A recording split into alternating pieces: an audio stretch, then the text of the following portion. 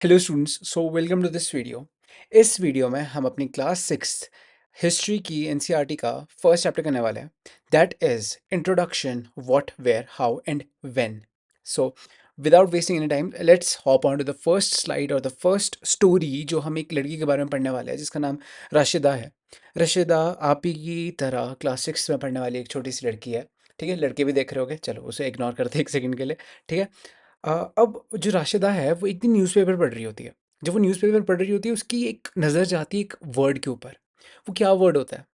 Newspaper में लिखा होता है 100 ईयर्स अगो। राशिदा सोचती है, यार ये 100 ईयर्स अगो लोगों को 100 साल पहले का पता कैसे होता है? सबसे बड़ा क्वेश्चन आप भी सोच रहे होगे। यार कभी भी आप कहीं पे भी पढ़ते हो कि यार 100 साल पहले ये हुआ, ऐसा हुआ था। और यू कैन से 500 साल पहले ऐसा हुआ था। और आज के टाइम पे तो ऐसी भी बात होती है कि आज है ना, सुनो इस चैप्टर में हम ये भी पढ़ने वाले हैं कि 8000 साल पहले क्या हुआ था। अब ये जब भी हम ये चीज़ें पढ़ेंगे कि 8000 साल पहले, 7000 साल पहले, हमें पता कैसे लगता है भाई कि ये 8000 7000 साल पहले की बात है? कि कैसे हमें पता लग रहा है कि ये चीज़ें हुई थी पास्ट में? कौन बताता है हमें? इन सब चीज़ों के बारे में हम इस चैप्टर में पढ़ेंगे। ठीक है। अभी राशिदा के ऊपर वापस आते हैं। ठीक है। How she wonders could anyone know about what had happened so many years ago. वही बात है, राशिदा भी सोचती है यार कैसे लोगों को पता है इतने साल पहले क्या हुआ था। ठीक है। ओके। रही बात यस्टरडे की, रही बात पिछले कल की। अगर पिछले कल क्या क्या चीज़ें हुई देश में हमें पता करना है तो न्यूज़पेपर या रेडियो सुन लो, और यू कैन से टीवी देख लो, हमें पता लग जाएगा इजीली कि कल क्या हुआ था। क्या ठीक है, कल की सुर्खियाँ क्या थी। ठीक है। और चलो अगर हमें पता करना है कि पिछले साल क्या हुआ था तो किसी बड़े बुजुर्ग से पूछ लो, अपने पापा से पूछ लो कि यार पापा पिछले साल क्या हुआ था बताना ज़रा। तो उन्हें पता होगा। और रही बात 10 साल पहले की भी, वो भी आप पूछ सकते हो किसी दादू से, अपने पापा से, या किसी बड़े आदमी से आप पूछ सकते हो यार क्या हुआ था यार 10 साल पहले। फिर वो आपको एक्सप्लेन कर देंगे कि क्या क्या चीज़ें हुई थी। ठीक है। But what about long long ago?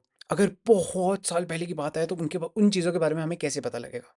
इन चीज़ अगर मान लो सी, जो 100-200 साल पहले चीज़ें होने वाली है, उन चीज़ों के बारे में जो आज हमें पता है, वो कैसे पता है वो हम इस चैप्टर में पढ़ने वाले हैं। ठीक है। हमारे को कैसे पता लग गया कि यार 100 साल पहले क्या था? हमें कैसे पता लग गया कि 100 साल पहले क्या क्या चीज़ें हुई थी? हमें कैसे पता कि ब्रिटिशर्स आए थे? हमें कैसे पता कि हड़प्पन सिविलाइजेशन भी हुआ करती थी? अब आपको हड़प्पा वगैरह के बारे में ज़्यादा पता नहीं होगा, बट आपने थोड़ा मूवीज़ वगैरह में सुन रखा होगा। एक टीवी सीरियल आता था तेनालीराम। अब आपको वो कैसे पता कि यार तेनालीराम जैसा भी कोई था पास्ट में? ठीक है। ये जो सारे क्वेश्चंस हैं, और यू कैन से ये जो सारी आपके मन में जो क्यूरियोसिटी और डाउट्स होगी कि यार पुरानी चीज़ों के बारे में हमें पता कैसे लगता है, उस चीज़ के बारे में हम पढ़ने वाले हैं इस चैप्टर में। ठीक है। What can we know about the past? सबसे पहले तो हम जानेंगे कि पुरानी पास्ट के बारे में हम क्या किन किन चीज़ों के बारे में जान सकते हैं हम पास्ट के बारे में। ठीक है। हम बात तो करें कि हमें पास्ट के बारे में जानना है, बट क्या क्या चीज़ें जान सकते हैं हम पास्ट के बारे में? चलो। ठीक है। There are several things we can find out. ठीक है, हम बहुत सारी चीज़ें ढूंढ सकते हैं पास्ट के बारे में। ठीक है। जैसे सबसे पहले कि लोग उस टाइम पे किस तरह के कपड़े पहनते थे, किस तरह का खाना खाते थे, किस तरह के घरों में रहते थे। ये सारी चीज़ें जो हम पास्ट के बारे में आज के टाइम पे जानना चाहते हैं। ठीक है। We can find out about the lives of hunters. अब देखो, हम एक और चीज़ों के बारे में हम पता करते हैं जब हम पास्ट के बारे में पता करते हैं, पुराने टाइम के बारे में जब हम पता करते हैं, हम एक कुछ और चीज़ों के बारे में पता करते हैं, जैसे कि पुराने टाइम के किसान लोग किस तरीके से यू कैन से फार्मिंग करते थे। ठीक है। जैसे यहाँ पे चलो मैं एक एक वर्ड को एक्सप्लेन करूँगा। We can find out about the lives of hunters. ठीक है। सबसे पहले जो हंटर्स है, जो यू कैन से जो लोग जानवरों को मारते थे अपने सर्वाइवल के लिए, वो लोग किस तरीके से अपनी ज़िंदगी जिया करते थे। ठीक है। हर्डर्स, अब थोड़ा आपके लिए नया वर्ड है। हर्डर्स का मतलब होता है जो चरवाहे नहीं होते, जैसे ये आपको मैंने पिक्चर बना रखी है, आप देख पा रहे होगे भाई साहब जो अपनी शीप्स वगैरह को चरा रहे हैं इन अ वेरी लेमैन टर्मिनोलॉजी। ठीक है। अब फार्मर्स कौन होते हैं? किसान होते हैं। रूलर्स कौन होते हैं? राजा महाराजा। मर्चेंट्स कौन होते हैं? शायद आपको पता ना हो मर्चेंट्स कौन होते हैं। जैसे ये दुकानदार है ना, इन्हें आप मर्चेंट्स कहते हैं। प्रीस्ट्स, प्रीस्ट आपके लिए नया वर्ड है। प्रीस्ट का मतलब होता है आपके जैसे पुजारी वगैरह होते हैं मंदिरों में, वो आपके प्रीस्ट होते हैं। ठीक है। Craft persons and artisans, craft person और आर्टिजन्स। अब देखो, क्राफ्ट पर्सन और आर्टिजन्स को आप एक तरह का ही समझ सकते हो अभी के लिए, सिक्स क्लास तक। आर्टिजन्स और क्राफ्ट पर्सन्स होते हैं जैसे कोई मिस्त्री हो गया, या कोई होते नहीं है कई कलाकार लोग, पेंटर्स, और यू कैन से कुछ जो लकड़ियों के कुछ टॉयज़ वगैरह बनाते हैं, ऐसे लोग आर्टिजन्स वगैरह में आते हैं। ठीक है। म्यूजिशियंस तो आपको पता है कौन होते हैं। साइंटिस्ट आपको पता है कौन होते हैं। ठीक है। We can also find out about the games children played. आप जैसे छोटे छोटे बच्चे के, उस टाइम के छोटे छोटे बच्चे कौन सी गेम्स खेला करते थे, हम उनके बारे में भी जान सकते हैं। स्टोरीज, उस टाइम के जो छोटे बच्चे वो कौन सी स्टोरी सुनते थे। ठीक है। द प्लेज दे सॉ, कौन से तरह के प्लेज देखते थे वो, जो नाटक टाइप और यू कैन से एनुअल फंक्शन में जो प्लेज़ होते हैं, उस टाइम के बच्चे कौन सा प्लेज़ परफ़ॉर्म किया करते थे और देखा करते थे, ठीक है? द सॉन्ग्स दे सैंग। अब पुराने टाइम के, अब जो 100-200 साल पहले जो बच्चे हुआ करते थे, वो कौन-सी तरह के गाने गाते थे, ठीक है? इन सब चीज़ों के बारे में, जैसे हमने पहले ड्रेसेस की बात की, फिर लोग कैसे रहा करते थे, फिर हमने बात की कि बच्चे किस तरह की गेम्स खेला करते थे, इन सब चीज़ों के बारे में हम इस चैप्टर में पढ़ेंगे, ठीक है? इन सब चीज़ों के बारे में हम अपने पास्ट से जानते हैं, ठीक है? ये सारी कुछ चीज़ें होती है जो हम सोचते हैं कि यार पास्ट में लोग कैसे क्या करते होंगे, ठीक है? Where did people live? अब भाई मुझे एक चीज़ बताओ, पुराने टाइम के लोग रहा कहाँ करते होंगे? एक बार सोचो, जो 100-200 साल पहले जो लोग हुआ करते थे, वो कैसी जगहों पे रहते थे? अब देखो ये पिक्चर है जो आपको मैंने इसमें देख पा रहे होगे, ये पिक्चर ही आपका आंसर है। पुराने टाइम में जो लोग होते थे, और यू कैन से 100-200 साल पहले, बहुत साल पहले जो लोग रहा करते थे, वो हमेशा नदी के पास रहते थे। आज के टाइम पे अगर आप एक चीज़ देखोगे कि एक बहुत बड़े चांसेस ये है कि आप जिस भी शहर में रह रहे होगे, वहाँ से कोई ना कोई एक रिवर जा रही होगी।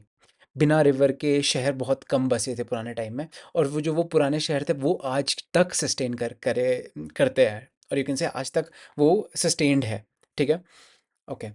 Where did people live? अब जैसे आपको यहाँ पे दिख रहा है कुछ लोग हैं, उनके थोड़े छोटे से घर टाइप है, झोंपड़िया टाइप है, ये लोग कहाँ रह रहे हैं? नदी के साथ रह रहे हैं। बस ऐसे ही पुराने टाइम के लोग रहा करते थे नदियों के पास, ठीक है? अब हम जानेंगे अलग इंडिया की अलग-अलग रिवर्स के साथ कैसे-कैसे लोग रहा करते थे और किस-किस तरीके से रहा करते थे।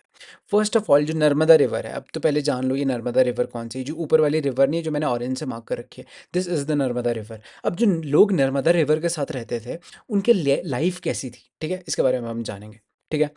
People have lived along the banks of this river for several 100,000 years. बहुत हज़ारों सालों एक चीज़ आप समझ लो, नर्मदा रिवर के पास हज़ारों सालों से लोग रह रहे थे, ठीक है? हज़ारों सालों से लोग रह रहे थे नर्मदा रिवर में, ठीक है? वो लोग किस तरीके से रहते थे, उनका लाइफ कैसा होता है, हम उसके बारे में जानेंगे। देवर गैदरर्स। गैदरर्स का क्या मतलब है? वो लोग मान लो कुछ बेरीज़ वगैरह लगी होगी, just take an example, blueberry, strawberries की जो थोड़ी बहुत जंगलों में उगी होगी, वाइल्ड बेरीज़, इसको कलेक्ट करेंगे, इसको खाएँगे, ठीक है? कुछ फ्रूट्स लगे होंगे जंगलों में, उसे निकालेंगे और उसे खाएँगे, ठीक है? बहुत ज़्यादा मतलब यू कैन से जंगल के ऊपर और यू कैन से नेचुरल चीज़ों के ऊपर ज़्यादा डिपेंडेंट लोग थे ये, ठीक है? People who lived here were skilled gatherers, that is people who gathered their food. Gatherers का क्या मतलब है? वो गैदर करते थे चीज़ें, लाते थे, ठीक है? जंगलों से या कहीं अलग-अलग जगहों से, ठीक है? Okay, plants in the surrounding forest and collected the roots, fruits and other forest products. यही बात है, ये लोग क्या करते थे? फॉरेस्ट में जाते थे, सराउंडिंग फॉरेस्ट में जो भी उनके घर के पास जो भी नज़दीक जंगल था वहाँ जाते थे, वो फ्रूट्स कलेक्ट करते थे, बेरीज कलेक्ट करते थे, रूट्स वगैरह, कुछ यू कैन से कुछ ऐसे प्लांट्स है जिनकी जो रूट्स है वो बहुत ज़्यादा न्यूट्रिशियस होती है और हेल्थ के लिए सही होती है, तो वो उनको भी कलेक्ट कर लेते थे, ठीक है? जैसे मैंने यहाँ पे बना रखे, भाई सब कलेक्ट कर रहे हैं कुछ ना कुछ। They also hunted animals. जो लोग नर्मदा के पास रहते थे, वो लोग हंटिंग भी करते थे, वो जानवरों को भी मारते थे अपने फूड के लिए, ठीक है? जैसे भाई साहब कर रहे हैं हंटिंग। आई मीन इतने प्रोफेशनल तो नहीं होती थी ड्रेस उनके पास, बट चलो हाँ, हंटिंग ज़रूर करते थे वो। Sulaiman and Kirthar Kirthar hills. अब आपने नर्मदा रिवर के बारे में तो सुना सुना होगा पास्ट में, तो आपको पता नर्मदा कहाँ है। अब ये सुलेमान और किरथर कहाँ है, पहले तो इसको जान लो, ठीक है? दिस इज़ द सुलेमान, ये हिल्स है, छोटे छोटे हिल्स है। अब देखो, पहले तो दिस इज़ आर हमारा प्यारा हिंदुस्तान, ठीक है? Bharat, this is our Bharat, and this is Pakistan, India के बॉर्डर में। और पाकिस्तान के भी लेफ्ट को आपको मिलेगा अफगानिस्तान। अफगानिस्तान और पाकिस्तान के बॉर्डर्स में कुछ हिल्स मिलेंगी, कुछ पहाड़ियाँ मिलेंगी। वो कौन सी हिल्स होती है? Kirthar hills and Sulaiman hills. अब किरथर हिल्स और सुलेमान हिल्स में जो लोग रहते थे, वो किस तरीके से रहते थे, उनका क्या लाइवलीहुड था, अब हम उसके बारे में जानेंगे, ठीक है? Sulaiman and Kirthar hills. अब सुलेमान और किरथर हिल्स ऐसी जगहें थी जहाँ पे सबसे पहली बार वीट और बार्ले उगाया गया, ठीक है? यहाँ के लोगों ने पहली बार गेहूँ उगाना शुरू किया था। पहली बार अगर किसी ने पूरे इंडिया में गेहूँ लगाना शुरू किया था, तो वो इन्हीं एरिया के लोग थे, ठीक है? और ये कब की बात है? ये करीब 8,000 साल पहले की बात है।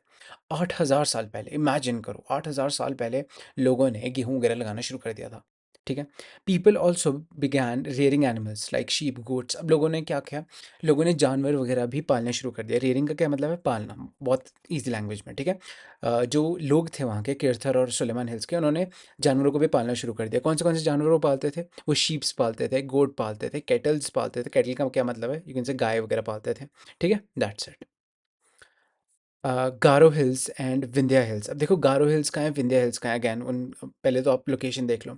नर्मदा के ऊपर विंध्यास है, विंध्या हिल्स है, ठीक है, दीज आर द विंध्यास, ठीक है, विंध्यास बिल्कुल नर्मदा के ऊपर है। गारो हिल्स, अभी गारो तो बड़ा दूर हो गया, आप सोच रहे हो कि यार ये सर कहाँ पहुँच गया, ये this is called Assam region, ठीक है, असम और मेघालय वाला काइंड ऑफ ये एरिया है, वहाँ पे गारो हिल्स है, ठीक है। अब गारो हिल्स और जो विंध्या हिल्स है, जो यहाँ के लोग थे वो किस तरीके से रहते थे, अब हम उनके बारे में जानेंगे।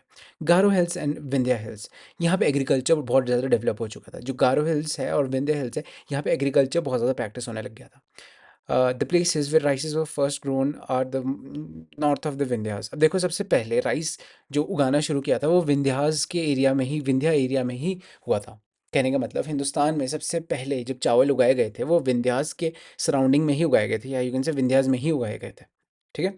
गारो हिल्स और विंध्या हिल्स के बारे में इतना ही है, हमारे पास ज़्यादा नहीं है। इंडस एंड इट्स ट्रिब्यूटरीज, पहली बात तो इंडस कौन सी है, दिस रिवर जो पाकिस्तान में जाती है, दिस इज इंडस रिवर, ठीक है ना। ट्रिब्यूटरीज क्या है, अब देखो ट्रिब्यूटरीज क्या है, आपको अगर पता ना हो तो मैं बहुत सिंपल लैंग्वेज में बताता हूँ। एक आपने देखा है ना, एक नदी होती है, फिर नदी में बहुत सारे अलग अलग तरह के अलग अलग जगहों से नाले टाइप आते हैं, वो एक नदी में जुड़ जाते हैं, और एक से छोटी छोटी नदियाँ जब एक बड़ी नदी में ज्वाइन होती है, और जो छोटी छोटी नदियाँ हैं इन्हें हम ट्रिब्यूटरीज कहेंगे, ठीक है। जो सारी छोटी नदियाँ हैं जब वो एक बड़ी नदी में जब ज्वाइन करेगी, ठीक है, और जो ये सारी नदियाँ हैं छोटी छोटी, इन छोटी छोटी नदियों को ट्रिब्यूटरीज कहेंगे। कहने का मतलब देखो, this is Indus river, Indus river में कौन सी रिवर्स मिल रही है, झेलम, चेनाब, रावी, सतलुज, ये सारी जो रिवर है ये इंडस में ज्वाइन कर रही है, ठीक है। तो इंडस की ये सारी क्या हुई, ट्रिब्यूटरीज हुई, ठीक है, दैट्स इट। अब हम इंडस एंड ट्रिब्यूटरीज वाले जो एरिया है इंडस वाला, यहाँ पे किस तरीके के लोग रहते थे, अब हम उसके बारे में जानेंगे, ठीक है। Tributaries are smaller rivers that flow into the larger river. अब देखो पहले बताओ ट्रिब्यूटरीज के बारे में बताया मैंने इन्होंने। ट्रिब्यूटरीज क्या होती है, ट्रिब्यूटरीज होती है एक छोटी छोटी नदियाँ जो एक बड़ी नदी को ज्वाइन करती है, ठीक है, जैसे मैंने आपको अभी पीछे एक्सप्लेन किया। About 4,700 years ago, some of the earliest cities flourished on the banks of these river. अब आगे ना हम हड़प्पा के बारे में पढ़ने वाले हैं। अभी हड़प्पा क्या है, आप हड़प्पा, एक थोड़ा सा वर्ड इसको मैं इंट्रोड्यूस करवा देता हूँ। हड़प्पा, यू कैन से हड़प्पा वर्स से पहली बार, जस्ट टेक एन एग्जाम्पल, जब पहली बार लोग एक शहर की सेटिंग में रहने लग गए थे, ठीक है, फर्स्ट टाइम लोग एक शहरी सेटलमेंट में रहना शुरू कर दिया था जब लोगों ने, first time in the human history जब लोग शहरों में रहना शुरू कर दिया था, और एक से लोगों ने शहर बना दिए थे, वो जो टाइम था, यू कैन से वो जो शहर थे वो हड़प्पा के साथ जॉइंड है, यू कैन से हड़प्पा वाज द फर्स्ट शहर, ठीक है। और यू कैन से जो इंडस वैली सिविलाइजेशन है, इंडस वैली सिविलाइजेशन, थोड़े बड़े बड़े वर्ड्स हैं तो थोड़ा काइंड ऑफ फेमिलियर हो जाए उनसे, क्योंकि थोड़ी अब हिस्ट्री तुम्हारी कॉम्प्लेक्स हो चुकी है, ठीक है। अब जो इंडस वैली सिविलाइजेशन है वो पहली एक यू कैन से मॉडर्न और बहुत ज़्यादा सिटी बेस्ड सभ्यता थी और यू कैन से सेटलमेंट थी, ठीक है। About 4700 years ago some of the earliest cities, जो सबसे पहली सिटीज़ थी वो इंडस वैली के अराउंड ही बनी थी, ठीक है, सेटल हुई थी, ठीक है। Later about 2500 years ago cities developed on the banks of rivers. देखो सबसे पहली सिटीज़ कहाँ हुई थी, हड़प्पा साइड में, ठीक है। मैं आपको एग्जांपल देता हूँ, सबसे पहली सिटीज़ कहाँ हुई थी, यहाँ पे इंडस वाले इस एरिया में सबसे पहली सिटीज़ आई थी। फिर दूसरी बार सिटीज़ कहाँ आने लगी थी, दूसरी बार सिटीज़ गंगा के पास आने लगी थी। सबसे पहली सिटीज़ इंडस में, उसके बाद जाके सिटीज़ कहाँ आने लगी थी, गंगा में। देखो ये तो मैं आपको बहुत ज़्यादा छोटी बात कर रहा हूँ, ठीक है, मतलब बहुत ज़्यादा छोटे लेवल पे बता रहा हूँ, बट कॉम्प्लेक्स लेवल पर जब आप बड़ी क्लासेस में जाओगे तो आपको बहुत डिटेल में पता लगेगा कि ये छोटी छोटी मैं बात कर रहा हूँ सिर्फ इंडस को और गंगा को, बस इतने में बता रहा हूँ कि यहाँ सिटीज़ है, भाई इतना कॉम्प्लेक्स है क्या इन फ्यूचर, ठीक है, जो आप पढ़ोगे और बड़े मज़ेदार है, ठीक है। Later, about 2500 years ago, cities developed on the banks of Ganga and its tributaries along with the sea coasts. अब देखो बाद में 2500 years ago, ठीक है, सबसे पहले तो सबसे पहली सिटीज़ कहाँ हुई, इंडस में, और दूसरी सबसे ज़्यादा जब सिटीज़ होने लगी थी वो कहाँ होने लगी थी, गंगा में। सबसे पहले 4700 ईयर्स ago, 4700 साल पहले जो सिटीज़ है वो कहाँ आने आने लगी थी, इंडस वैली के अराउंड पे। फिर 2000 एंड 2500 साल के बाद जो सिटीज़ आने लगी थी वो कहाँ हुई थी, गंगा के पास, ठीक है।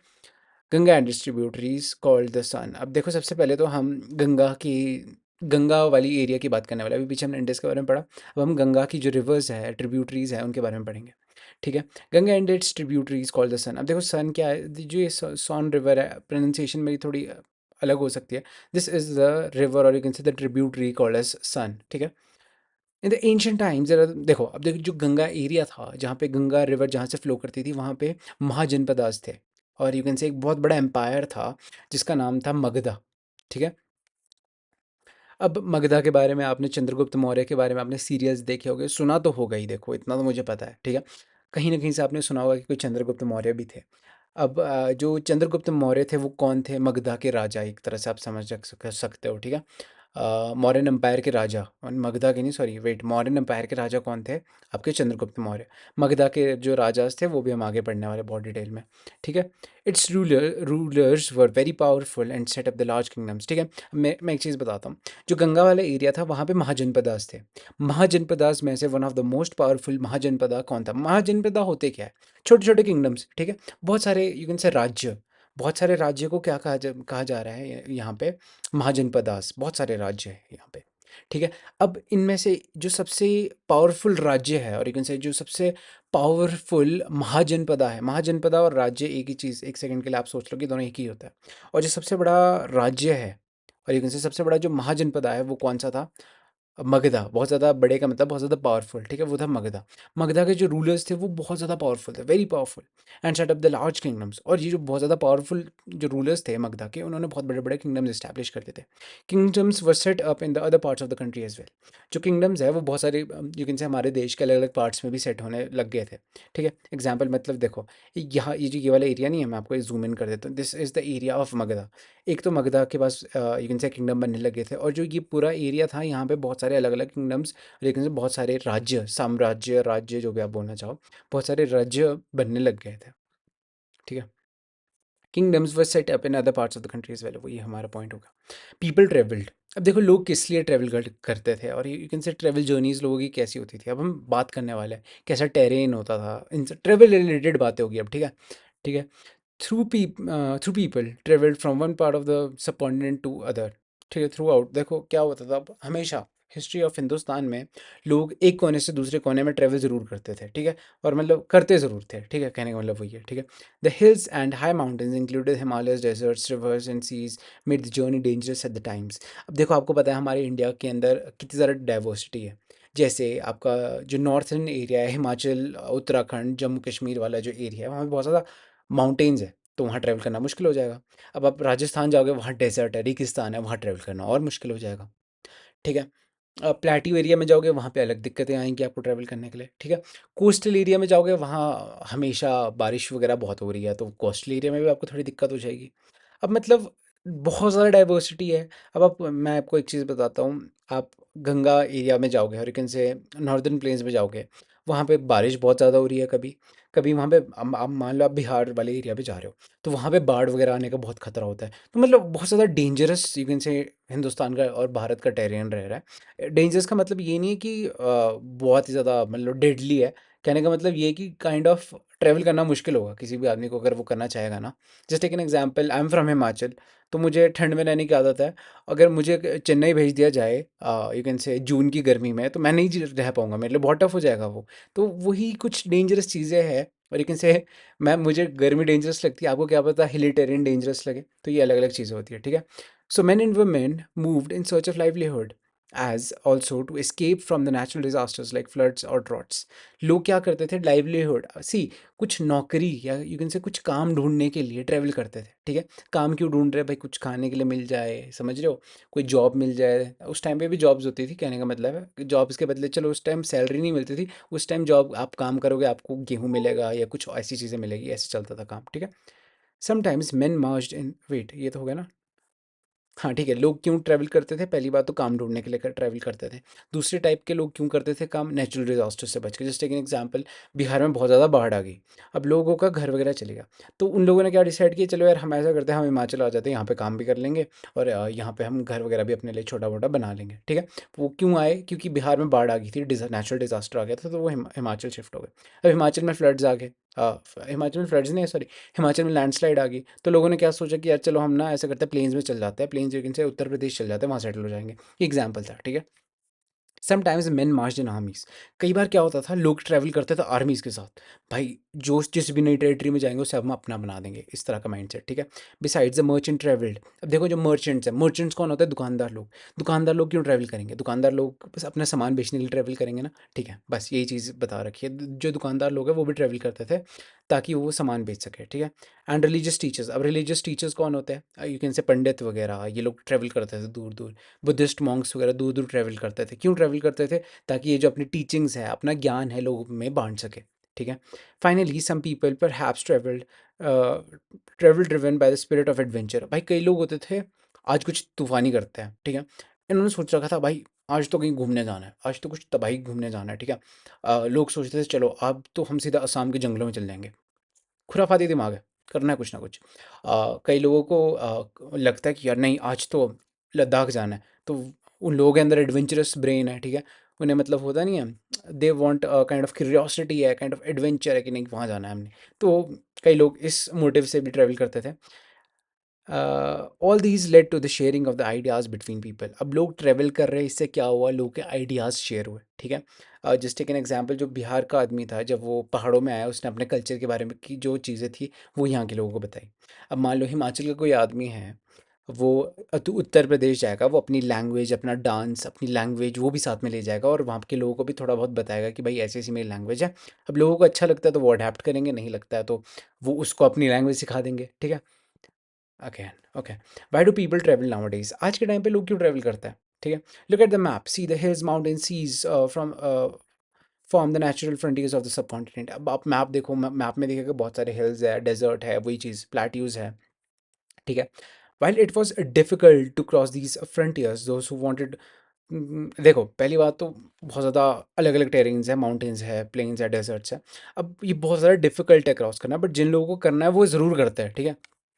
मतलब जिन लोगों ने ठान ले रखी होती है वो ज़रूर करते हैं, ठीक है। People from across the frontiers also came into the subcontinent. अब जो ये फ्रंटियर्स हैं, इनके जो बाहर के लोग हैं वो भी ज़रूर आते थे इंडिया में। कहने का मतलब बताऊँ क्या है, नॉर्दर्न एरिया, यू कैन से नॉर्थ, जो इंडिया का नॉर्थ वाला पार्ट है, वहाँ पे माउंटेन्स है, बहुत सारे माउंटेन्स हैं। अब माउंटेन्स के पीछे के लोग भी ज़रूर आते थे इंडिया में। कहने का मतलब जो चाइनीज़ लोग थे, चाइनीज़ लोग कैसे आएंगे इंडिया में, ठीक है। अब अभी वाले चाइनीज़ की बात नहीं कर रहा हूँ मैं, जो 100-200 साल पहले, हज़ारों साल पहले वाले चाइनीज़ है उनकी बात हो रही है। अब वो किस तरीके से आएंगे इंडिया में, ठीक है। उन्हें पहले हिमालयन रेंजेस पार करनी पड़ेगी, ठीक है। माउंटेन्स जो है उन्हें पार करना पड़ेगा, तब जाके ये वो पहुंचेंगे। इतना टफ टेरेन होने के बाद भी जो बाहर के लोग थे वो भी इंडिया आते थे, ठीक है। These movement of the people enrich the cultural traditions. अब जो अलग अलग कल्चर के जब लोग इंडिया में आते थे वो इंडिया कल्चर और ज़्यादा डाइवर्स बना देते थे, और ज़्यादा रिच बना देते थे, ठीक है। People could share new ways of carving stones, composing music and even cooking food. अब देखो लोगों को नई नई तरीके की आर्ट पता लगती है, लोगों को मान लो जो चाइनीज़ आदमी आ रहा है वो सिखा रहा है कि भाई देखो पत्थर की मूर्तियाँ कैसे बनाते हैं, ठीक है। मान लो कोई आदमी यूरोप से आ रहा है, यूरोप मतलब समझ रहे हो ना, यूनाइटेड किंगडम, फ्रांस वगैरह से आ रहा है, वो बताता है भाई गाने कैसे गाते हैं, एक स्टाइल बता रहा है गाना गाने का, ठीक है। अब मैं आपको एग्जांपल दूँ, अब मान लो चलो इंडिया का कोई आदमी है, इंडिया का आदमी यूरोप जा रहा है, ठीक है। इंडिया का आदमी यूरोप जा रहा है, उन्हें बता रहा है भाई मसाला डालो करो अपने खानों में, क्या नमक और वो काली मिर्च डाल के खा रहे होते हो, ठीक है, एग्जाम्पल, ठीक है। दिस इस तरीके से लोग अलग अलग कल्चर शेयर करते हैं जब वो ट्रेवल करता है, ठीक है। Name of the land. अब इंडिया का नाम इंडिया, हिंदुस्तान, भारत कैसे कैसे पड़ा, चलो भारत अभी है नहीं हमारे सिलेबस में, नहीं चलो भारत भी है, वेट चलो। इंडिया, हिंदुस्तान, भारत, ये जो नेम्स है ये किस तरीके से है, ठीक है। सबसे पहले India and Bharat, names of the land क्या है, हमारे कंट्री का नेम क्या है, इंडिया एंड भारत। हमारे जो कॉन्स्टिट्यूशन है उसका जो आर्टिकल 1 है, it says India that is Bharat is the union of states, ठीक है। इंडिया दैट इज़ भारत ये हमारी कॉन्स्टिट्यूशन में ऑफिशियल नेम्स है हमारी कंट्री के, ठीक है। The word India comes from the Indus called Sindhu in Sanskrit. अब मैं पूरी आपको क्रोनोलॉजी समझाऊंगा, एक पन्ना मैं पढ़ लेता हूँ। Iranians and Greeks who came through the northwest became northwest about 2500 years ago and were familiar with Indus, called it Hindos or Indos, and the land of the east of the river was called India। मैं आपको explain करता हूँ। अब भाई जो यहाँ के native लोग थे, संस्कृत में जो इंडस रिवर है, ठीक है, इंडस रिवर को सिंधु नदी के नाम से जाना जाता था। जो हमारे संस्कृत बोलने वाले लोग थे पुराने टाइम के, बहुत पुराने टाइम के जो लोग थे, वो इंडस को सिंधु बोला करते थे। अब इंडिया की, एक सेकंड, यहाँ पे मेरे पास मैप, हाँ वेरी गुड। देखो ये जो यहाँ पे रहने वाले हमारे जो लोकल लोग थे, वो जो हमारी इंडस रिवर थी उसे सिंधु बोला करते थे वो, कि ये सिंधु नदी है। अब जब ये लोकल लोगों के पड़ोसी है जो ईरानियंस है, इन लोगों को पता लगा कि अच्छा सिंधु है। अब देखो क्या होता है ना, मैं आपको बताता हूँ। कुछ नेम्स ऐसे होते हैं जो आप प्रोनाउंस नहीं कर सकते, कहने का मतलब है जो साउथ के जो नेम्स है वो बहुत बड़े बड़े नेम्स होते हैं, वो मैं प्रोनाउंस नहीं कर पाऊंगा इतने अच्छे से। और यू कैन से जो कुछ फ्रेंच नेम्स है, कुछ आयरिश नेम्स है, कुछ स्पेनिश नेम्स है, इनको मैं अच्छे से प्रोनाउंस नहीं कर पाऊंगा, ठीक है। यू कैन से जो मेरा मसल मूवमेंट है वो कुछ इस इतनी स्पेसिफिक है कि भाई मैं इंडियन नेम्स को अच्छे से प्रोनाउंस कर पाऊंगा, बाहर के नेम्स को नहीं कर पाऊंगा, ठीक है। अब मान लो ये जो ये ईरानियन लोग थे, ईरानियन लोग सिंधु नहीं बोल पाते थे, वो एस को प्रोनाउंस ही नहीं कर पाते थे। वो बोलने की कोशिश करते थे एस को, पर वो एस बोल ही नहीं पाते थे, वो हकला जाते थे। तो उन्होंने क्या डिसाइड किया, यार बोलते यार सिंधु तो बोला ही नहीं जा रहा, उन्होंने सिंधु को हिंदू कर दिया। वो फिर हिंदू बोलते थे, वो बोलते थे ये सिंधु रिवर नहीं है, वो हिंदुस रिवर है। हिंदुस रिवर, सिंधु नहीं है इस रिवर का नाम, इसका नाम हिंदुस है। इस हिंदुस के बाद हिंदुस्तान नाम पड़ा। ठीक है। कि ईरानियन लोग हमें हिंदू कहते थे। हम लोग कौन है, आई मीन हमारे लोकल लोग अपने आप को क्या कंसिडर करते थे, वो कहते थे कि भाई हम तो सिंधु रिवर के पास रहते हैं, सिंधु नदी के पास हम रहते हैं। अब ईरानियन लोग, अब इन्होंने बोला यार ये अच्छे लोग हैं, अब पड़ोसी को नाम भी तो देना है।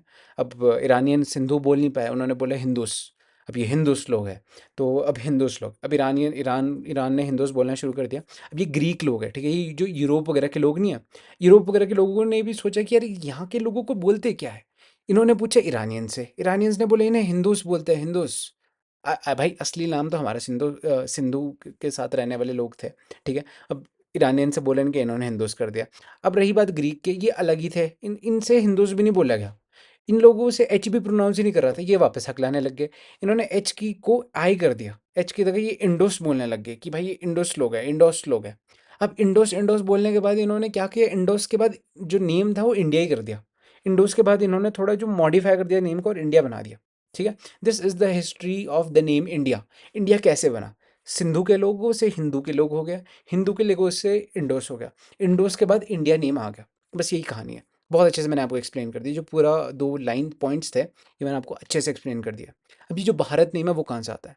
The name Bharata was use for the group of people who lived in the north west and who are mentioned in Rig Veda, the earliest composition in Sanskrit dated. अब देखो, भारता, जो भारत नेम है ये कहाँ से आता है, जो ऋग्वेद है, हमारे डिटेल में नहीं जाएंगे, वैसे तो बहुत डिटेल है मेरे पास, बट उस डिटेल में हम नहीं जाएंगे। जो हमारा ऋग्वेद है, जो बहुत पुराना फर्स्ट हिंदू टेक्स्ट है, वो कहता है, उसमें मेंशन्ड है, जो कि ज़मीन है, जो यू कैन से सब कॉन्टिनेंट है, इसे भारत नेम के दिया गया है।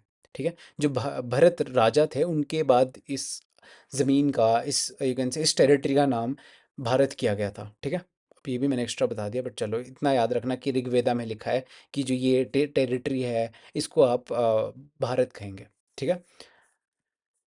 There are several ways of finding out about the past. अब जो पास्ट के बारे में हमें कुछ चीज़ें जाननी है, ठीक है, अब कैसे जानेंगे, जी पास्ट की बातें पता करने के क्या तरीके हैं। 2 तरीके हैं, हमारी बुक में मेंशन्ड है, हम उसके बारे में पढ़ेंगे। First of all, read books that were written long अगो।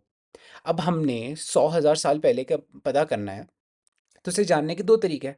या तो फिर 1000 साल पहले कुछ ना कुछ किताबें लिखी गई होगी, उनको पढ़ो। ठीक है। जो 1000 साल पहले रहने वाले लोग थे, उन्होंने कुछ ना कुछ लिख के गए होंगे, उन चीज़ों को पढ़ो। ठीक है। पहला तो ये तरीका है। दूसरा तरीका क्या है, इंस्क्रिप्शंस। ठीक है। पहली बात, लोगों ने क्या किया, लोगों ने लिखा। ठीक है। अपने हाथों से कागज़ के ऊपर लिखा, कागज़ तो नहीं होती थी उस टाइम पे, उस टाइम पत्ते वगैरह होते थे, उसके ऊपर लिखते थे लोग। दूसरी तरह के लोग कौन, दूसरी तरह कैसे लिखते थे लोग, लोग पत्थरों में लिखते थे। आपने देखा होगा ना, पत्थरों में कुछ चीज़ें इनग्रेव्ड होती है और एक इनसे गड़ी हुई होती है। ठीक है। वो चीज़ें क्या होगी, वो भी कुछ इंस्क्रिप्शंस कहते हैं वैसे, पहली बात तो ना उनको, जो पत्थरों में चीज़ें लिखी होती है। ठीक है। 2 तरीके हैं जिसके की वजह से, जिसे पढ़ के हम पास्ट के बारे में जान सकते हैं। पहली बात तो इंस्क्रिप्शंस, पहली बात होती है मैन्युस्क्रिप्ट्स। मैन्युस्क्रिप्ट्स क्या होती है, मैन्युस्क्रिप्ट्स जब लोग पत्तों के ऊपर लिखते थे, या यू कैन से पेड़ों की छाल के ऊपर लिखते थे। ठीक है। वो होती थी मैन्युस्क्रिप्ट्स। अब इंस्क्रिप्शंस क्या होती थी, इंस्क्रिप्शंस होती थी जो पत्थरों पे लिखा होता था, उन्हें इंस्क्रिप्शंस कहेंगे। अभी तो मैंने बहुत ऊपर ऊपर से बताया, अब हम डिटेल में पढ़ेंगे। ओके, पहली बात तो पुरानी, हमें कैसे पता लगेगा पास्ट के बारे में, पहली बात बुक्स पढ़ेंगे हम, पुरानी पुरानी बुक्स को क्या कहा जाता है, manuscripts, because they were written by hand. Manuscripts, पहली बात तो ये वर्ड आया कैसे है, जो मैनुस, एक, वेट अ सेकेंड, लैटिन में एक मैनू, यू कैन से मैनू और मनु, आप जो पढ़ना चाहें। मैन्यू एक वर्ड है, उससे उसका क्या मतलब है, ठीक है, लैटिन वर्ड मैन्यू का मतलब है हैंड। ठीक है। मेन्यू का मतलब है हैंड। अब हाथ से लिखी गई जो पुराने टाइम में चीज़ें थी, और यू कैन से टेक्स्ट थे, उसे हम मैन्युस्क्रिप्ट्स कहते हैं। ठीक है।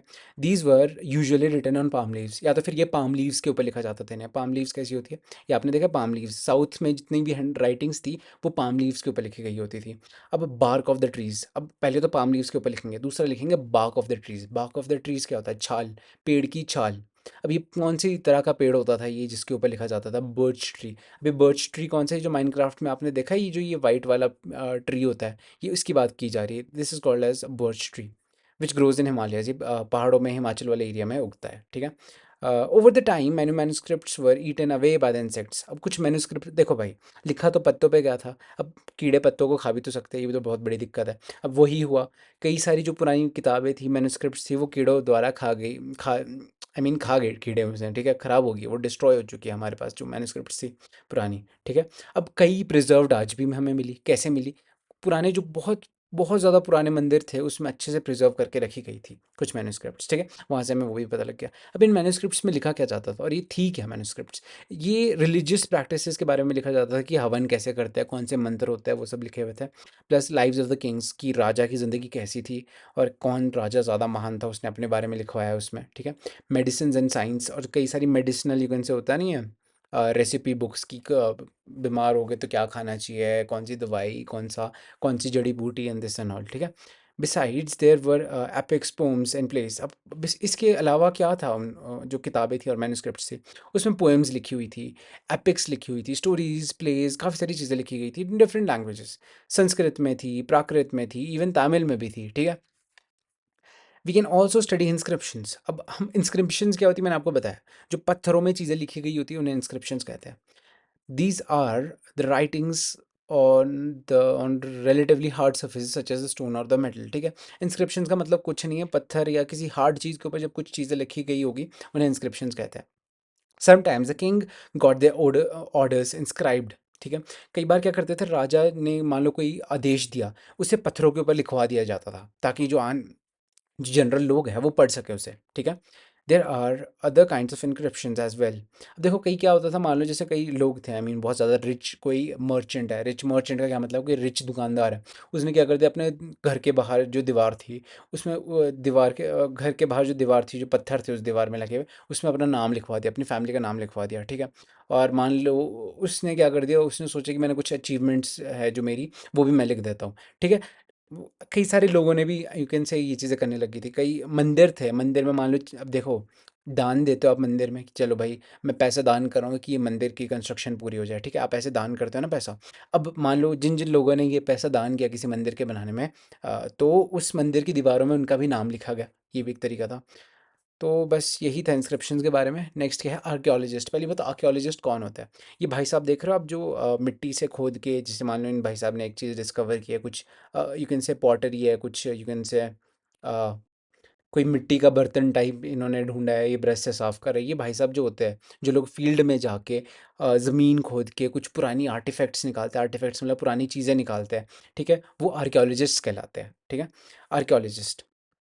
देर were many things that were made and use in the past. पुराने टाइम में ना बहुत सारी चीज़, अलग अलग चीज़ें थी जो यूज़ की जाती थी, ठीक है। Those who study these objects are called as archaeologist. जो ये पुरानी चीज़ें थी, इनको जो पढ़ता है, जो इनके ऊपर स्टडी करता है, वो आर्कियोलॉजिस्ट होते हैं, ठीक है। They study the remains of buildings made. देखो ये लोग क्या करते हैं, पुराने टाइम में कुछ बिल्डिंग्स बनी है, उनको उनके बारे में जानेंगे, उनके बारे में स्टडी करेंगे, ठीक है। पुराने टाइम में कुछ ब्रिक्स होती थी, ब्रिक्स क्या मतलब, ईंट वगैरह होती थी पुराने टाइम की, उसके बारे में जानेंगे। पुराने टाइम में कुछ पेंटिंग्स थी या कुछ स्कल्पचर्स थे जो ज़मीन के अंदर से निकल रहे, जैसे ये देखो इनके पास कोई स्कल्पचर निकल रहा है पुराने टाइम का, इसको स्टडी करेंगे archaeologist. They also explored and excavated dig under the surface of the earth to find tools and weapons. अब देखो जैसे डिग कर रहे हैं, ये खोद रहे हैं, ये कि देखो इनको कुछ मिला है यहाँ नीचे, ये कुछ ना कुछ है, ये कुछ मेटल ऑब्जेक्ट लग रहा है या कोई मिट्टी का ऑब्जेक्ट लग रहा है। कि क्या करेंगे, खोदेंगे, फिर इन्हें कुछ टूल मिलेंगे, या तो फिर टूल्स मिलेंगे या वेपन मिलेगा या पॉट्स मिलेंगे, जैसे इनको कुछ मिल रहा है, या पैन्स, ऑर्नामेंट्स, कॉइन्स, जैसे होता नहीं है सोने की कुछ ना कुछ कॉइन्स निकल रहे हैं ज़मीन के अंदर से, कोई गड्ढे में ढूंढ रहा है, ये वो सो, ठीक है। सम ऑफ दीज ऑब्जेक्ट्स में be made of the stone, others bones, bake, clays और मेटल्स। अब जब ये चीज़ें कुछ निकालते थे ना गड्ढे से, या तो फिर वो कुछ मेटल की चीज़ होती थी, या वो बोन्स होती थी किसी जानवर की, ठीक है, या वो क्ले होती थी, या वो मेटल के कोई ऑब्जेक्ट्स होते थे, ठीक है। Objects that are made of hard imperishable substances usually survive for a long time. जो हार्ड चीज़ें होती थी, ठीक है, जो पेड़ पौधे की you can say non biodegradable चीज़ें, यू कैन से यही समझ लो आप, जो पत्थर की जो हार्ड चीज़ है ना, वो बच जाती थी। अब मान लो कोई यू कैन से कुछ दाल वगैरह है किसी ने रखी है, और यू कैन से कुछ कॉटन के कपड़े वगैरह है, वो सस्टेन नहीं कर पाएंगे, क्यों भाई, उसको या तो फिर कीड़े खा जाएंगे, ठीक है, कीड़े नहीं खाएंगे तो या तो फिर वो ज़मीन के नीचे है, उसकी खाद बन जाएगी, ठीक है, वो गायब भी हो जाएगा, ठीक है। ओके, ये चीज़। Archaeologist also look for the bones of animals, birds. अब देखो जो आर्कियोलॉजिस्ट है वो जानवरों की हड्डियों के बारे में भी रिसर्च करता है, पता करता है कौन सी जानवर कहाँ से आया है, और यू कैन से उसकी जेनेटिक्स कहाँ से कहाँ के है, क्या वो यूरोपियन जानवर है या क्या है। ये आपको अभी समझ नहीं आ रहा है, बट ये हायर क्लासेस में जब आप जाओगे तब आपको पता लगेगा कि आर्कियोलॉजिस्ट बोन्स वगैरह की स्टडी भी क्यों करता है। अभी तो आप सोच रहे हो कि यार बोन्स को तो यार वो नहीं पढ़ेंगे डॉक्टर वगैरह, बट आर्कियोलॉजिस्ट भी पढ़ता है। इसका बहुत अच्छा लॉजिक्स है। अभी तो चलो बहुत छोटा लेवल है, सिक्स क्लास में क्यों जानेंगे ये, बट बहुत अच्छी चीज़ें हैं ये, मतलब मज़ा आएगा इसे पढ़ने में इन फ्यूचर आपको। To find out what people ate in the past. हाँ देखो बोन्स वगैरह है, बोन्स वगैरह आपको मिल रही है, इससे क्या पता लग रहा है आर्कियोलॉजिस्ट को कि भाई यहाँ पे I mean just take an example, एक घर है, उसके बाहर बहुत सारी यू कैन से गोट की वो मिली है, एक बकरी की हड्डियाँ मिली है। इससे क्या मतलब है भाई, इस घर में रहने वाले लोग बहुत ज़्यादा बकरे बकरे को कंज्यूम करते थे, उनसे नॉन वेज खाते थे।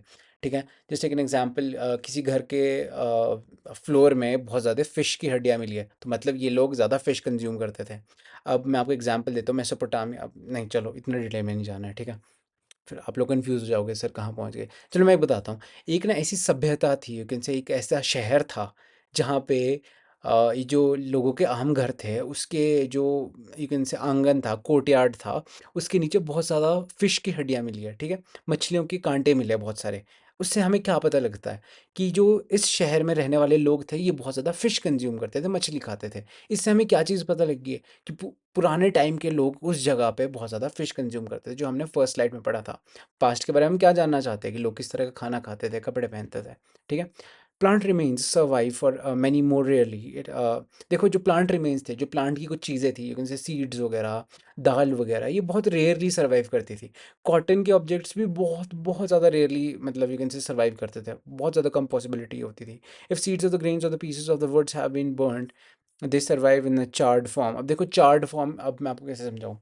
जो पुरानी चीज़ें होती है ना, जस्ट टेक एन एग्जाम्पल, कोई जली हुई लकड़ी है, और यू कैन से जले हुए ग्रेन्स है, यू कैन से ग्रेन्स क्या होते हैं, दालें वगैरह कुछ जल गई है, वो ज़्यादा वो प्रिजर्व हो जाती थी और उन्हें एक चार्ड फॉर्म में प्रिजर्व होती थी। एक वर्ड है, बड़ा टेक्निकल वर्ड है ये, इन फ्यूचर भी आपको पढ़ने के लिए क्लास 11 12th में भी आपको यही वर्ड आने वाला है, चार्ड ग्रेन्स, ठीक है। तो अभी के लिए बस इतना याद रखो, चार्ड का मतलब होता है कि जले हुए दाल वगैरह मिली, जले हुई लकड़ी वगैरह मिली, ठीक है। Okay, historians. अब पिछली बात, पहले तो हमने आर्कियोलॉजिस्ट के बारे में पढ़ा। आर्कियोलॉजिस्ट कौन है, जो गड्ढे वगैरह करते हैं, मिट्टी वगैरह से कुछ यू कैन से चीज़ें निकालते हैं और उनके ऊपर रिसर्च करते हैं। हिस्टोरियंस क्या काम है हिस्टोरियंस का? हिस्टोरियंस का काम है जो लिखित चीज़ें हैं उन्हें पढ़ना और उसके बेसिस में कुछ ना कुछ अपनी रिसर्च प्रेजेंट करना, ठीक है। आगे हम पढ़ेंगे, देखो जैसे ये मैडम है, इन देखो कितनी सारी बुक्स हैं इनके पीछे रखी हुई, ठीक है। तो ये जो पुरानी पुरानी कुछ बुक्स हैं, मैन्युस्क्रिप्ट्स हैं, इनको ये पढ़ेंगी, इंस्क्रिप्शंस इनको पढ़ेंगी, फिर जाके कुछ ना कुछ लॉजिक लगाएंगी, कुछ स्ट्रैटेजीज प्लान्स बनाएगी कि शायद ऐसा हुआ करता हो, कुछ स्पेकुलेशंस करेंगे कि ऐसा ऐसा हुआ करता होगा, तब जाके वो थ्योरीज प्रेजेंट करेंगे। जैसे भाई साहब देखो, इनके अब तो हाथ में ऑलरेडी एक थ्योरी है अभी, ये भी पुराने ज़माने की बुक्स पढ़ते हैं, फिर ये कंक्लूजन्स निकालते हैं कि यार उस टाइम ऐसा हुआ करता होगा शायद, ठीक है। अब हिस्टोरियंस के बारे में हम पढ़ेंगे। Historians that is scholars who study the past often use the word sources. अब वही बात है, हिस्टोरियंस वर्ड सोर्सेज के ऊपर ज़्यादा फोकस करते हैं। मैन्युस्क्रिप्ट जो लिखित चीज़ें हैं उसके ऊपर हिस्टोरियंस ज़्यादा यू कैन से ज़्यादा यूज़ करता है अपने जो थीसिस है, थ्योरीज है, प्रोवाइड करने के लिए, ठीक है। To refer to the information found from the manuscripts, inscriptions and archaeology. ये क्या करते हैं, जो वर्ड सोर्सेज है, वर्ड सोर्सेज के जो लिखित चीज़ें कहाँ पे, मैन्युस्क्रिप्ट्स, इंस्क्रिप्शंस, आर्कियोलॉजी है उसमें, ठीक है। One sources are found, learning about the past becomes easy. जब आपके पास सोर्सेज हो जाती है, जब आपके पास इंस्क्रिप्शन मैन्युस्क्रिप्ट्स मिल गई, तो पास्ट के बारे में जानना बहुत ज़्यादा आसान हो जाएगा, ठीक है। So historians and archaeologist are likely detectives, ठीक है, who use all these sources like clues to find out about the past। जो हिस्टोरियंस और आर्कियोलॉजिस्ट है, ये दोनों क्या करते हैं, ठीक है, ये दोनों जो इनके वो चीज़ें मिलती हैं उसको ये काइंड ऑफ एक डिटेक्टिव की तरह ये जानने की कोशिश करते हैं कि पास्ट में क्या चीज़ें हुआ करती होगी, ठीक है। ये एक डिटेक्टिव टाइप इनका रोल होता है, ठीक है। वन पास्ट और मैनी, यार एक पास्ट है कि बहुत सारे पास्ट है, क्योंकि जो हमारी बुक का नाम है आर पास्ट्स है, प्रोनाउन है, ठीक, प्रोनाउन ही प्लूरल है, ठीक है, प्लूरल नेम है आर पास्ट्स। अब क्या दो चार पास्ट है, पांच छह पास्ट है कि एक पास्ट है? अब मैं आपसे ही पूछता हूँ, आपको क्या लगता है जो हमारा पास्ट है वो एक है कि दो तीन है? ठीक है, आप मोस्ट प्रोबेबली आंसर हो गया यार सर एक ही पास्ट होता है, दो तीन थोड़ी होता है। अब द थिंग इज, जब हम राजा के बारे में पढ़ेंगे तो राजा का पास्ट कुछ अलग होगा। जब हम किसान के पास्ट के बारे में पढ़ेंगे तो वो कुछ अलग तरीके का पास्ट होगा। जब हम किसी यू कैन से हंटर, जो आदमी हंट करता है चीज़ों को, जानवरों को, उसके पास्ट के बारे में जानेंगे, उसकी लाइफ अलग होगी। तो मतलब अलग अलग पास्ट नहीं हो गए, राजा का पास्ट कुछ अलग था, ठीक है? उस टाइम के लोगों का पास्ट कुछ अलग था, ठीक है? उस टाइम के जो दुकानदार था उन थे उनका पास्ट अलग था। उस टाइम में जो आर्मी थी उनका पास्ट अलग था। कहने का मतलब उनका जो रहने का तरीका था, उनकी उनसे रिलेटेड जो चीज़ें थी, फार्मर से रिलेटेड चीज़ें कितनी अलग होगी, ठीक है? फार्मर की ज़िंदगी कैसी होगी कि भाई बेचारा किसानी करेगा, उगाएगा, खाएगा। तो राजा की कैसी ज़िंदगी होगी? बहुत लेविश, लग्ज़ूरियस लाइफ़स्टाइल होगा, ठीक है? व्हेयरएज़ एक आर्मी मैन का कैसा लाइफ़स्टाइल होगा उस टाइम पे, 200 साल पहले? उसका लाइफ़स्टाइल कैसा होगा भाई? कैसे-कैसे स्ट्रैटेजीज़ बनानी है, विक्ट्रीज़ जीतनी है, लड़ाइयाँ करनी है, वेपन्स यूज़ करने हैं, ठीक है? यू कैन से जो हंटर्स है, ठीक है? जो जानवर वगैरह को मारते हैं, उनकी क्या उनका पास्ट कैसा होगा? उनका उनके पास्ट में ये चीज़ होगी कि भाई किस तरीके से मुझे जानवर कैप्चर करने हैं, मारने हैं, हंट करने हैं, ये वो सब, ठीक है? We have used the word past in plural to draw the attention to the fact that past was different for different groups of people. हर एक लोगों के लिए past अलग था, ठीक है? फॉर एग्जाम्पल ये चीज़ मैंने आपको एक्सप्लेन कर दी अच्छे से इसमें. Also, as is true, even today people follow different practices and customs in different part of the country. आज के दिन भी जो लोग हैं अलग अलग तरीके के कल्चर को, you can say just take an example, वही बात है. मैं हिमाचल में हूँ भाई, तुम मेरे यू कैन से जो मेरा रूम है, मेरे रूम में आप देख पा रहे होगे कि इतनी मोटी सी रज़ाई है. ये मेजॉरिटी ऑफ द साल ऐसी होती है. कहने का मतलब ये है कि यहाँ ठंड बहुत होती है, ठीक है? तो जो मेरी लाइफ़स्टाइल है आज के टाइम पे वो बहुत अलग है. अब मैं जाऊँगा दिल्ली में I think most probably December, I mean ये वीडियो दिसंबर में रिकॉर्ड हो रही है, आई मीन नवंबर एंड या दिसंबर की स्टार्टिंग के अराउंड ये पब्लिश होगी. तो इस टाइम पे दिल्ली में अभी भी गर्मी है, चंडीगढ़ साइड अभी भी गर्मी है, ठीक है? चेन्नई और मुंबई साइड भी अभी भी गर्मी है, बट मेरे यहाँ आ चुकी है, ठीक है, रज़ाई वगैरह आ चुकी है. अब ये रज़ाइयाँ मेरे यहाँ पे अप्रैल तक चलेगी, ठीक है? अप्रैल के बाद भी जून जून में भी नहीं होगी. अप्रैल और जून में कोई रज़ाई नहीं होगी और उसके बाद वापस जुलाई से वापस ठंड हो जाती है यहाँ पे. कहने का मतलब है कि मेरी लाइफ कितनी अलग है. जो जो बंदा मुंबई में और चेन्नई में रह रहा होगा उसकी लाइफ कितनी अलग है, ठीक है? अब जब मैं 100 साल बाद मान लो मैं बुढ़ा हो गया, मैं अपने पास्ट के बारे में देखूंगा, यार मेरे पास्ट में बहुत ज़्यादा ठंड होती थी, ये होता था. वैसे कोई एक मुंबई में जो 100 साल का बंदा होगा वो भी सोचेगा यार नहीं, मेरे टाइम में तो बढ़िया ठंड होती, बढ़िया मतलब गर्मी होती थी, तो मुझे ज़्यादा चीज़ों की ज़रूरत नहीं होती थी, तो मोस्ट ऑफ द टाइम अच्छा टेम्परेचर होता था, ये वो सो. तो मेरे और उसकी लाइफ के बारे में कितनी अलग हो जाएगी, ठीक है? अब जब 100 साल बाद हम दोनों अपने पास्ट को देखेंगे, हम दोनों का पास्ट कितना अलग होगा. मेरे पास्ट में ठंड बहुत ज़्यादा थी, उसके पास्ट में सब टेम्परेचर बहुत ज़्यादा गर्मी वाला था, ठीक है? अलग अलग पास्ट है हम दोनों के, ठीक है? For example today people mostly live, देखो चलो अब हम बात करेंगे अंडमान और निकोबार की. अंडमान और निकोबार आइलैंड्स में के जो लोग हैं वो ज़्यादा फिशिंग वगैरह के ऊपर ज़्यादा डिपेंडेंट है, ठीक है? वो हंटिंग वगैरह करते हैं, अपना मान लो उन्हें खाना चाहिए, वो क्या करेंगे, वो फिशिंग करेंगे, वो हंटिंग करेंगे, हंट करेंगे जंगली जानवरों को, और इस तरीके से, या फॉरेस्ट वगैरह में जाएंगे, फिर कुछ खाना लाएंगे फॉरेस्ट से, इस तरीके से वो अपनी लाइफ जिएंगे, ठीक है? By contrary most people living in the cities depend on the others for the supply of the food. अब जो कई सिटीज़ में रहने वाले लोग हैं वो क्या करेंगे, उनकी ज़िंदगी कैसे चलेगी, वो ब्रेड वगैरह ही खा रहे होंगे पूरा टाइम, ठीक है? शहर के लोग आपने देखा है क्या करेंगे, वो ब्रेड खाएंगे, डोरिटोज खाएंगे, लेस चिप्स, ये वो, मतलब एक्स वाई जेड चीज़ें खा ही रहे हैं वो लोग, ठीक है? तो उनका यू कैन से फूड हैबिट्स कितनी अलग है अंडमान और निकोबार आइलैंड में रहने वाले एक आदमी से, ठीक है? Okay. Besides, there is another kind of difference, ठीक है? We know a great deal about the kings and battles they fought because they kept the record of their victories. अब एक और चीज़ है, जो हमारे राजा महाराजा है इन्होंने ना बहुत डिटेल में लिखा हुआ था कि हमने ये इस तरीके से दूसरे राजा को हराया, हमने उस राजा की टेरिटरी जीत ली, हमने उस राजा को धूल चखा दी, जो एक काइंड ऑफ एक स्टेटमेंट है, ठीक है? अब ऐसी-ऐसी बहुत ज़्यादा बड़ी-बड़ी बातें राजा ने लिखवा दी, क्यों? ताकि अपनी वो शान दिखानी थी उन्हें. व्हेयरएज़ जो ऑर्डिनरी पीपल थे, जो किसान थे, वो बेचारे कुछ नहीं लिख पाए, ठीक है? पहली बात तो उन्हें इतनी नॉलेज नहीं थी, और प्लस वो इतना ज़्यादा सोच भी नहीं रहे थे. उनकी ज़िंदगी ज़्यादा तो यही थी, ज़्यादा फोकस इसी के ऊपर था कि कैसे चीज़ें उगानी है, कैसे अपनी ज़िंदगी जीनी है एंड ऑल, ठीक है? While archaeologists help us to find about their lives, there is much that remains unknown. अब जो हमारे देखो हिस्टोरियंस का क्या काम है, उनके पास तो सब कुछ चीज़ें लिखी भी मिलेगी राजा वगैरह की, क्योंकि राजा ने तो डिटेल में बताया कि मैंने कैसे कैसे जीता, मैं कितना महान हूँ, ठीक है? वेरा जो पूरा वो जो ऑर्डिनरी लोग थे उनके बारे में तो कुछ लिखा हुआ है नहीं. उनके बारे में कौन पता करेगा? आर्कियोलॉजिस्ट. आर्कियोलॉजिस्ट कैसे पता करेंगे? आर्कियोलॉजिस्ट को क्या मिलेगा? आर्कियोलॉजिस्ट को वो मिलेंगे, यू कैन से किस तरीके के, यू कैन से टूल्स है, किस तरह के टूल्स के, कहने का क्या मतलब है, किस तरीके के औजार किसान यूज़ किया करते थे उस टाइम पे. फिर जो हमारे आर्कियोलॉजिस्ट है वो एज्यूम करेंगे कि नहीं भाई, लोहे के औजार यूज़ हो रहे हैं तो मतलब अरे एडवांस्ड लोग हैं. मान लो लकड़ की चीज़ें, लकड़ी की और या पत्थर की चीज़ें यूज़ हो रही है पुराने टाइम में, आर्कियोलॉजिस्ट सोचे नहीं यार इतने डेवलप्ड फार्मर्स तो नहीं थे, ठीक है? दैट्स ऑल अबाउट दिस, ठीक है?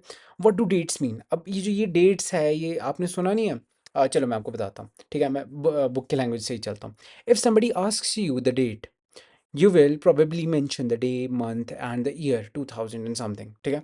जब भी कभी आपसे कोई पूछता है भाई आज डेट क्या है, आप क्या बताओगे भाई, दिस इज़ 24, जस्ट एग्जांपल देता हूं मैं, दिस इज़ 24 नवंबर 2024। देखो ये वीडियो कभी और रिकॉर्ड हो रही है, मैंने फेक डेट बताई है तुम्हें, ठीक है। 24 नवंबर 2024 आप डेट बताओगे। अब ये, अब ठीक है ये तो सब सही है, बट ये 2024 कैसे चल रहा है, आपको कैसे पता है कि ये 24 साल, यू कैन से जैसे होता नहीं है, ये 2024 ईयर चल रही है, ठीक है। ये वीडियो मोस्ट प्रोबेबली 2024 में ही पब्लिश हो गया, ठीक है। जो 2024 है, अब ये काउंटिंग शुरू हुई कहाँ से, आपके मन में हमेशा कभी ना कभी तो क्वेश्चन आया होगा, यार ये 2024 तो चलो ठीक है, पर ये काउंटिंग शुरू कहाँ से हुई है। हमें पता है कि 2024 ईयर चला है, बट जो ये काउंटिंग जो हुई है शुरू 2024 की, ये काउंटिंग हुई कहाँ से शुरू है, अब हम उसके बारे में जानेंगे, ठीक है। These years are counted from the date generally assigned to the birth of Jesus Christ and the founder of Christianity. अब जो जीसस क्राइस्ट है, अब हम बताऊँ कैसे डेट मानते हैं। अब देखो ये जो 2024 है, 2024 का क्या मतलब है, जीसस क्राइस्ट 2024 ईयर्स पहले पैदा हुए थे, ठीक है। जीसस क्राइस्ट के जो बर्थ है उसे यू कैन से इन्होंने एक मार्क बना रखा है कि इसके बाद से काउंटिंग शुरू हुई है सालों की, ठीक है। अब मान लो जो फर्स्ट ईयर थी, फर्स्ट ईयर का क्या मतलब है, जीसस क्राइस्ट पहले 1 साल के हो गए।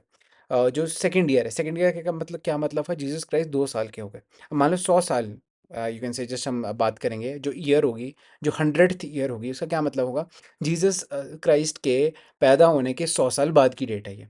अब मैं बात करूँगा जैसे 1826, एक डेट दे दी मैंने आपको रैंडम, ठीक है। 1826 डेट का क्या मतलब हुआ कि जीसस क्राइस्ट के बर्थ के बाद 1826 ईयर्स हो चुके हैं, ठीक है। एक एग्जांपल दिया मैंने आपको।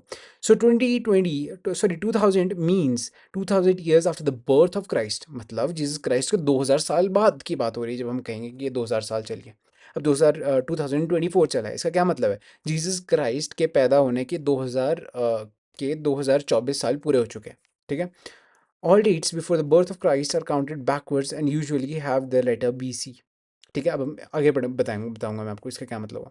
इन the books we will refer the dates going back from the present using the 2000 as our standard point. चलो ये भी आपके लिए इंपॉर्टेंट है लाइन, ठीक है। मैं आपको बताता हूँ, मान लो जो ये डॉट है इसका मतलब है इस साल जो हमारे जीसस क्राइस्ट है उनका बर्थ हुआ है, ठीक है। जो ये डॉट है इसका मतलब है इस साल जीसस क्राइस्ट पैदा हुआ है। अब जीसस क्राइस्ट के बर्थ के जो 10 साल बाद वाली ईयर होगी वो क्या कहलाएगी, वो 10 AD कहलाएगी। अब ये AD क्या होता है ये भी हम आगे पढ़ेंगे, ठीक है। 10 AD मतलब जीसस क्राइस्ट के पैदा होने के बाद 10 साल हो चुके हैं, ठीक है। अब ये 10 BC का क्या मतलब है, अब जो ये काउंटिंग इससे पीछे चलेगी वो रिवर्स चलेगी, क्यों भाई, जीसस क्राइस्ट के बर्थ के जो पहले की जितने भी सारी डेट्स होगी, जितनी भी सारी ईयर्स होगी, वो रिवर्स में चलने लग जाएगी। कहने का मतलब क्या है, ये जो ये ईयर होगी इसे क्या कहा जाएगा, इसे 10 BC कहा जाएगा। BC का क्या मतलब है, बिफोर क्राइस्ट, जो जीसस क्राइस्ट है उसके 10 साल पहले, बस, ठीक है। ये रिवर्स की काउंटिंग होती है, ठीक है। अब ये जो मान लो ये वाली ईयर होगी इसे हम कंसिडर करेंगे, wait a second, do I have something to write, I don't think so, चलो कोई बात नहीं, मेरे पास है नहीं यहाँ पे, बट चलो कहने का मतलब क्या है, वेट अ सेकेंड, कहने का क्या मतलब है, मान लो ये यहाँ पे कोई एक ईयर होती है, मान लो ये यहाँ पे 2 होती, चलो 3 BC होता, 3 BC का क्या मतलब है, जीसस क्राइस्ट के पैदा होने के 3 साल पहले की बात हो रही है, अभी पैदा नहीं हुए जीसस क्राइस्ट, 3 साल रहते हैं, तो वो ये यहाँ आएगी टाइमलाइन में, इधर आएगी। अब मान लो जीसस क्राइस्ट के हम 3 साल बाद की बात करेंगे तो वो कहीं यहाँ आएगी, ठीक है। यहाँ पे भाई साहब पैदा हो गए, जीसस क्राइस्ट पैदा हो गए, उसके 3 साल बाद ये वाली यहाँ पे कुछ इस जैसे पॉइंट पे ये आएंगे, ठीक है। अब हम जानेंगे जो ये BC है, AD है, इसका क्या मतलब है, जो मैंने यहाँ BC लिखा है और जो AD लिखा है इसका क्या क्या मतलब होता है, ठीक है। Later with dates, BC stands for before Christ, before Christ क्या मतलब, जीसस क्राइस्ट के बर्थ से पहले की बात हो रही है, बिफोर क्राइस्ट, ठीक है। बिफोर द क्राइस्ट कहने का क्या मतलब है, जीसस क्राइस्ट के पहले की बात, ठीक है। You will sometimes find AD before dates, AD का क्या नाम मतलब है, पहली बात तो anno domini, anno domini stand, AD की क्या फुल फॉर्म है, एनो डोमिनी। एनो डोमिनी का क्या मतलब होता है, in the years of Lord, मतलब in the years of Lord का क्या मतलब हुआ, जीसस क्राइस्ट के आने के बाद, इन the years of Lord, in the years of Lord क्या मतलब है, जीसस क्राइस्ट के बर्थ के बाद की बातें हो रही है, ठीक है। That is Christianity. So 2012 can also be written as AD 2012। जब भी कभी हम मान लो ये 2024 चल रहा है तो हम 2024 AD लिखेंगे, कहने का मतलब गॉड के बाद की बातें हो रही है, ठीक है, जीसस क्राइस्ट के बर्थ के बाद हो रही है, कि बर्थ के बाद की बातें हो रही है, ठीक है। Sometimes CE is use instead of AD and BCE instead of BC। अब ना कुछ लोग अंदर क्रांति आ गई, ठीक है, लोग बोलते हैं कि यार अब हमने ये AD BC नहीं यूज़ करेंगे, अब हम क्या वर्ड यूज़ करेंगे, नए वर्ड्स क्या है, उनसे जो नए मॉडर्न वर्ड्स है वो क्या हो गए, CE। What is CE? This is not is common era. अब पहले हम AD यूज़ करते थे, एनो डोमिनी यूज़ करते थे, बट लोगों के अंदर ना एक यू कैन से क्रांति आई, लोगों ने बोला यार ये ना बहुत रिलीजियस से वर्ड्स हो गए, Anno Domini, in the name of Christ, before Christ. अब ऐसा करते हैं, इनको थोड़ा हम मॉडर्नाइज कर देते हैं इन वर्ड्स को, और इनको अब हम बना देते हैं कॉमन एरा, ठीक है। इससे जो रिलीजन है, यू कैन से रिलीजन को निकाल देते हैं, अब हम एक यू कैन से एक न्यूट्रल और एक सेक्युलर वर्ड्स को ज़्यादा यूज़ करेंगे, दैट इज़ कॉमन एरा, ठीक है, before common era, BCE। Common era का क्या मतलब, AD को आप, जो AD है ना, जो जीसस क्राइस्ट के बर्थ के बाद की बात है, उसे अब CE भी कहते हैं, कॉमन एरा भी कहते हैं, ठीक है, पहले एंड AD भी कहेंगे, CE भी कहेंगे, ठीक है। अब BCE एक नया वर्ड यूज़ होने लग गया, जो जो BC वर्ड है ना, BC को बस BCE कर दिया इन्होंने और कुछ नहीं किया। अब जो BC था उसे क्या कहते हैं, उसका क्या फुल फॉर्म थी, बिफोर क्राइस्ट। जो BCE है इसके क्या मतलब है, बिफोर कॉमन एरा, ठीक है, this is common era, now this is before common era. एक एग्जांपल आ गया, उससे आपको और अच्छे से क्लियर हो जाएगा। The letter CE stands for common era, ठीक है, जो CE लेटर है उसे वो किसके लिए स्टैंड करता है, कॉमन एरा, इसकी फुल फॉर्म क्या है, BCE की क्या फुल फॉर्म है, before common era. We use the terms before the Christian era is now used in some countries of the world. अब देखो पहली बात तो क्या है, जो क्रिश्चियन एरा है वो कई कंट्रीज़ में यूज़ होता है, कहीं में नहीं होता, और यू कैन से एक सेक्युलर और यू कैन से एक नॉन रिलीजियस ऑल्टरनेट और नॉन रिलीजियस टर्मिनोलॉजीज ढूंढनी थी, तो इस वजह से कॉमन एरा और बिफोर कॉमन एरा जैसी टर्म्स डेवलप हुई, ठीक है। In India we began using the this form of dating from about 200 years ago। काम का नहीं है इन इंडिया, भाई देखो इंडिया में कुछ नहीं है, बस ये कहने की बात है, इंडिया में 200 साल पहले से ये वर्डिंग्स यूज होने लग गई है, ठीक है। And some time the letter BP meaning the before present are also use. देखो ये BP is not at all important, but MCQ में अगर क्या पता वन वर्ड का क्वेश्चन पूछ रहे तो BP की क्या फुल फॉर्म है वो आपको पता होनी चाहिए, दैट इज बिफोर प्रेजेंट, ठीक है। ओके, ठीक है, चलो देखो ये क्या है, बिफोर क्राइस्ट, ठीक है। यहाँ पे जो हमारी जो क्राइस्ट है, जीसस क्राइस्ट है, वो इस साल पैदा हुए थे, ठीक है। अब जीसस क्राइस्ट के 10 साल बाद को क्या कहते थे, पहले 10 AD कहा जाता था। अब उस 10 AD की जगह 10 CE कहा जा रहा है, कॉमन एरा, ठीक है। 10 year ऑफ कॉमन एरा, मतलब जीसस क्राइस्ट के 10 साल के बर्थ के 10 साल बाद की जो डेट है उसे 10 CE कहा जा रहा है, ठीक है। पहले तो एनो डोमिनी कहते थे, AD कहते थे, अब CE कहा जा रहा है। अब जीसस क्राइस्ट के बर्थ के 10 साल पहले को पहले तो बिफोर क्राइस्ट कहा जाता था, 10 BC कहा जाता था। अब उसे क्या कहा जा रहा है, 10 BCE, 10 बिफोर कॉमन एरा कहा जा रहा है। दैट इज़ इट, और कुछ नहीं है। So this is the end of the video. Thank you for watching the video. If you think this video is helpful, make sure to like. So this is the end, students. Bye.